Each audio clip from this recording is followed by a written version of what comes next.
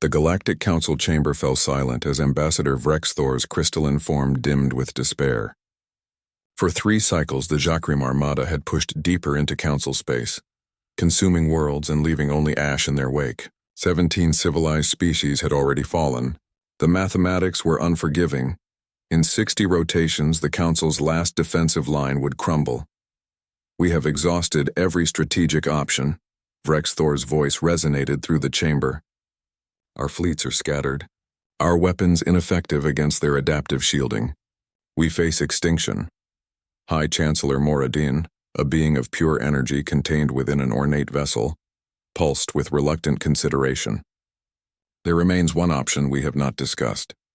The chamber erupted in overlapping frequencies of dissent. Every delegate knew what Moradin meant, and every delegate had hoped to avoid it. "Absolutely not," hissed Councillor Ventok, his serpentine body coiling tighter. "The humans are barely space-capable. They have only been council members for 12 cycles. They lack the technological sophistication, the tactical refinement. They lack civilization itself," interrupted Matriarch Selvana, her 6 eyes blinking in disgust. "We all remember their probationary evaluation, a species that still resolves disputes through violence, that consumes the flesh of other creatures, that willingly exposes themselves to their star's harmful radiation for recreation." Vrexthor's form flickered with curiosity, despite the dire circumstances. He had reviewed the human evaluation files during their admission process. The species had indeed been unusual. They hailed from a Death World classification, a planet whose very existence seemed designed to forge survival mechanisms. Crushing gravity, hostile megafauna, weather patterns that could shift from nurturing to lethal within hours. The humans had not merely survived this crucible. They had thrived, climbed to the top of their food chain, then looked toward the stars with hungry eyes. "Their neural architecture remains a mystery to our xenopsychologists," Vrexthor admitted. "They possess contradictory impulses, both pack-bonding instincts and individual territoriality. They form irrational attachments to other species, even non-sentient ones, yet wage war upon their own kind over abstract concepts. Precisely why we cannot trust them with council security," Ventok insisted. But High Chancellor Moradin's vessel pulsed brighter. "Read the classified sections of their evaluation, the parts we sealed because they disturbed us." A holographic document materialized in the chamber's center. Vrexthor accessed the restricted files, and his crystalline lattice structure reorganized with shock as he processed the information.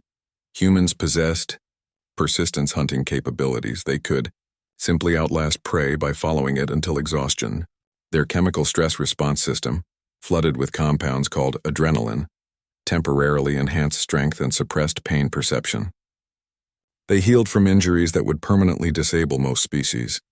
Their sleep cycles involved a state called dreaming, where their minds simulated threats and solutions, essentially training for combat while unconscious. But the truly disturbing part lay in their warfare documentation.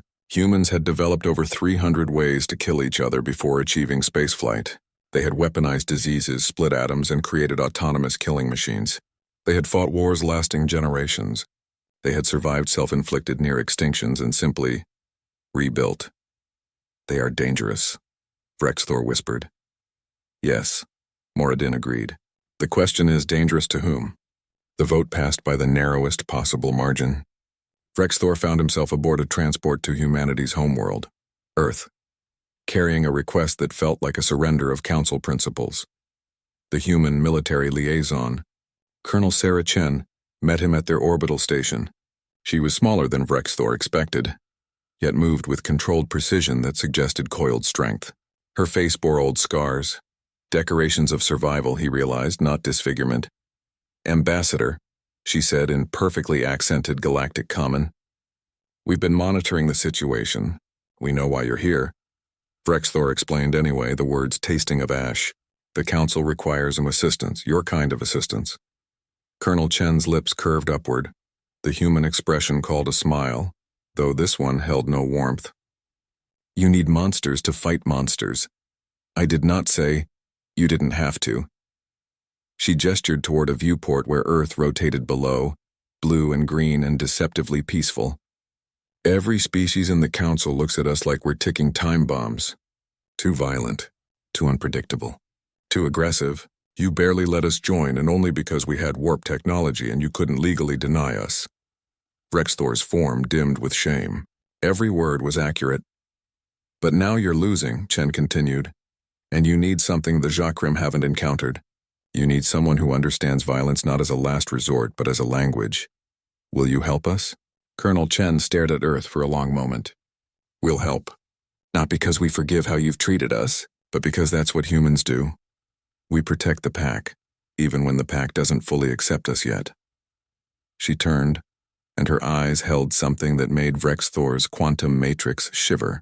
But Ambassador, when this is over, the Council will owe us, and they'll finally understand something important. What is that? That the monsters you create by surviving hell make the best guardians against it.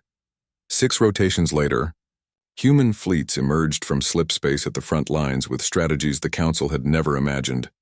Asymmetric warfare, psychological operations, kamikaze protocols that horrified and devastated in equal measure. The Jacrim, accustomed to opponents who fought with honor and predictability, found themselves facing an enemy who fought to win by any means necessary. The tide began to turn, and the Council learned an uncomfortable truth. Sometimes salvation wears a terrifying face.